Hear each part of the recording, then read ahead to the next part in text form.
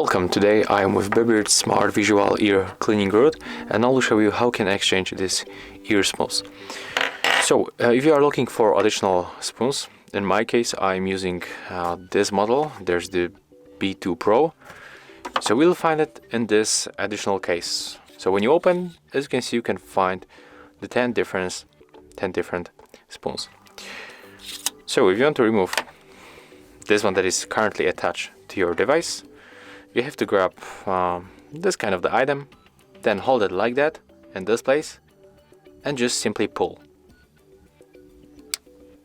And that's it. That's how we can remove it. So if you want to grab the new one, just open this box.